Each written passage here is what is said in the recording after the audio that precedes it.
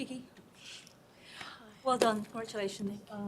How does it feel to, you feel that you've got like a really good sense of momentum now after St. Petersburg, after Acapulco?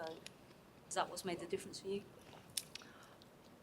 Yeah, well, it feels great. Obviously, it's a lot of matches, and to be honest, I mean, it's like the longest kind of streak of winning matches I had so far in my career, and it feels great, you know. But in the same time, if every day I go out there on the court in the gym practicing, it's for a moment like that, so I'm not getting too excited. I'm just like super satisfied that I am on that kind of stages right now, and I'm trying to use my chances, my opportunities I have, and yeah, I'm enjoying my time on the court and very happy.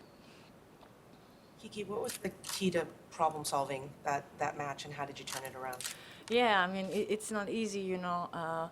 Caroline is a top player, former world #1, and she's also in a very great shape. I mean, she had a very good start of the season as well, won lots of matches, and we played 3 times before today, and I always lost, especially that final in Hong Kong at the end of last year was very painful for me, like very frustrating, because I thought I was playing well that entire week, and in the final I was just kind of exhausted and injured, and still it was like a very long battle there, if I'm not wrong, like it was almost 3 hours, and today I was just like, okay, today I'm feeling good. When I woke, I was like, nothing's hurting, I'm good, I'm not injured. I was happy about that. I was like, I want to give a fight there and have no regrets, and wanted to take my revenge, of course, and was not easy. Again, was a long battle in tough conditions. We played 2 hours and a half, and I didn't start well at all the match. I thought, when you lost 3 times against the player, it means that something is wrong and that you don't really like her game. But I was not playing good, but I felt like I needed adjustments, actually. It's first time for me playing on that huge stadium, and conditions and everything. I just stayed actually very positive and composed, because I was out there battling with myself first, I think, because I wanted kind of too much, that was all about, and then I was just fighting mentally to fight the adjustment and to be close with her at the scoreboard, and eventually I got my chances, and I think I played really well the tiebreak, and I went for my game. I went for some variation. I think I played differently at some point, trying to use more the court to make her run as well, because she was doing that pretty well to me, and also put some slices in my game, drop shots, and something new I put today was the serve and volley on such important points. That was, I impressed myself, kind of. I was like, okay, great, what I'm gonna do now, because every time I would serve good on the back end, she would go like very deep and return well, and I was like, okay, let's just be creative right here, and it paid off, and gave me a chance to fight a third set, and I think the third set was the best game of today for me. Having played on the outer courts, how much time did it take today to adjust to center court, and how it played differently? I mean, not that much. It's different for sure. Like you have more space, and everything is like bigger. Maybe it bounces higher, and it was also hot today. So it's tough to compare. I think it's definitely different. I mean, when you play on the smaller courts and you come here, and it's one of the biggest courts, but it didn't take that much to adjust. I didn't feel that bad, but when you play such a great player, like small mistakes means a lot, makes a huge difference, and you feel like, oh my God, this is so many in for Sarah, this is not great. But in the other hand, she's also kind of pushing you to do that, and still need to find the perfect adjustment. I'd say maybe if I would play not against a such that good player, maybe we wouldn't notice that I needed maybe adjustment. I don't know what to answer that question, but when you play on such a stage, you know, quarters against the Formula One number one, like you're not allowed to do like games I did like in a first set, like lots of enforced errors, like not playing the rallies, not having the great choices. So yeah, I think even if I was doing lots of errors, I was still, you know, trying to find a good adjustments, and it worked well at the end. You made the semifinal in Acapulco. You made the final in Acapulco, and you are in semifinal here. You find any differences between the two tournaments, the conditions, the humidity, maybe? Yeah, I mean, we cannot compare this. Acapulco is an amazing. I mean, it's not bad as a schedule to play Acapulco. It's like close to the sea, and it's so hot, very humid, like unbelievably humid, and you don't start matches before 4 p.m. So if you're unlucky, like I was most of the time, I would play at 4 p.m. But otherwise, like you play almost night session. And here it's totally different. It's the desert, and everybody knows and comments how you need to adjust come a few days before, you know, because it's desert here, so the ball is flying. It can bounce very high also with the condition when it's hot, and it changes when it's night session. It's a bit lower and everything.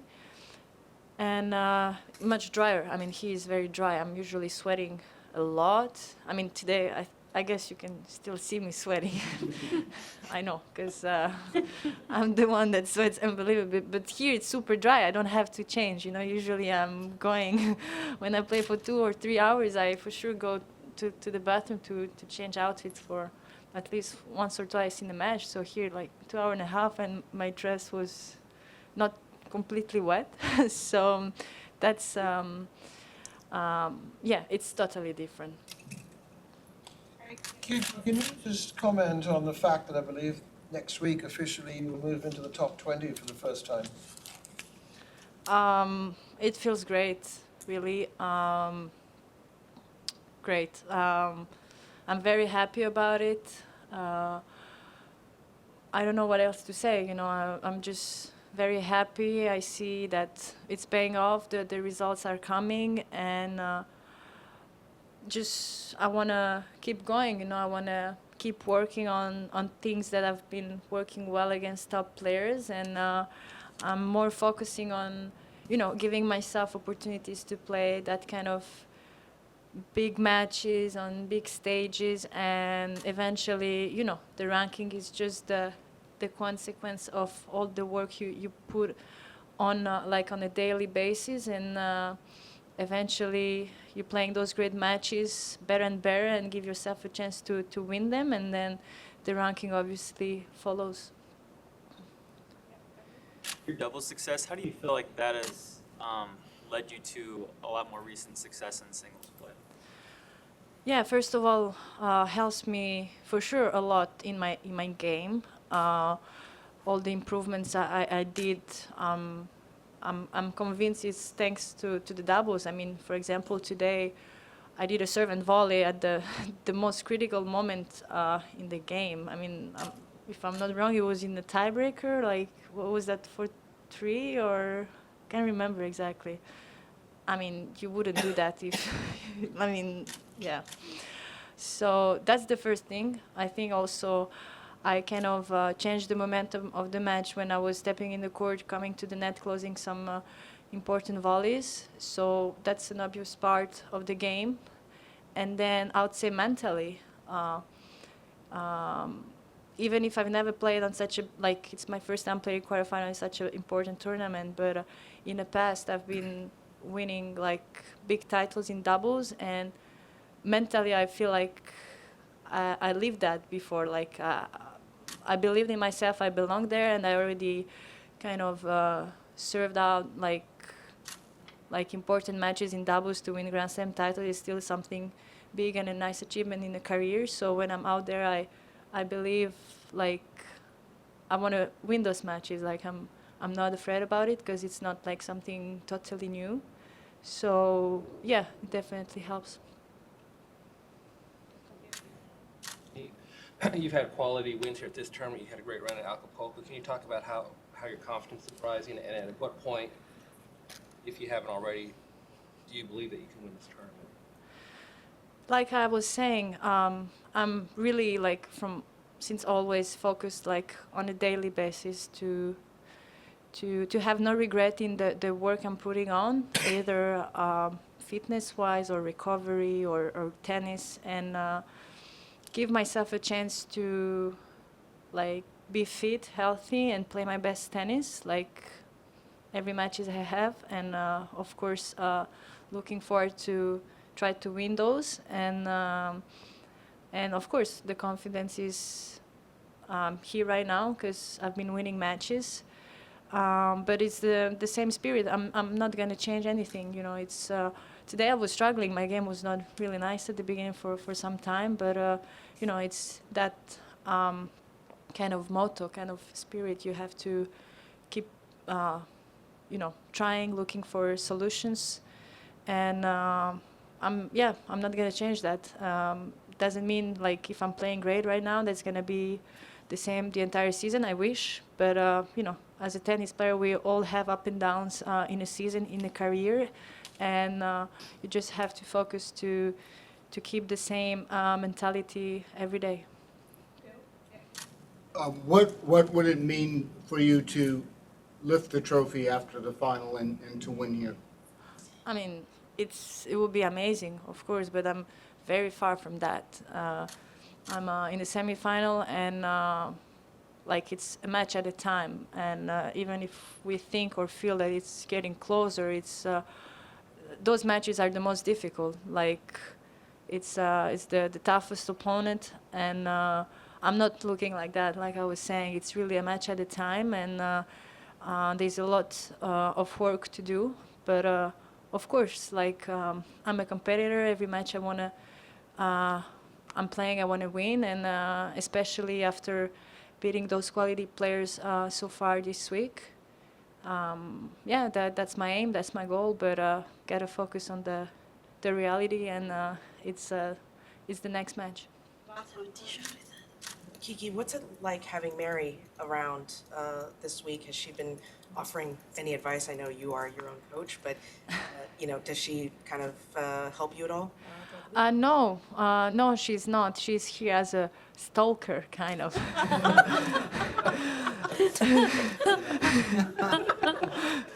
She's like, last night I received a message at 11 p.m. She was so sweet. She was like, tomorrow you're playing on center court. Where do you want me to sit? Like, she was like, I was a player, obviously. I would understand, like, you don't want me too close from your team, because so far, like, I think the previous round I noticed her because she was, of course, supporting me, and she was not that far from my team. So, but the first few matches she was hiding somewhere. I was like, but she's there to, you know, to look after us because Fed Cup is coming soon, and we also like throughout the tournament we discussed some topics, Fed Cup topics with Pauline that was here. And so yeah, that message last night, and I was like, yeah, I would love to have you in my box with my team. I mean, she's such a nice person and a great champion, and I loved her game. So no, she was like actually very, you know, on this side. She didn't want to disturb me during the tournament because she loved that when she was a player herself. So, but we discussed like once, I think after my match against Simona, she watched it, and she was very happy with the way I played. So she just congratulated me, and I mean, it's nice to have her. It was nice seeing her in the box, but yeah, she's there to see if we are doing great.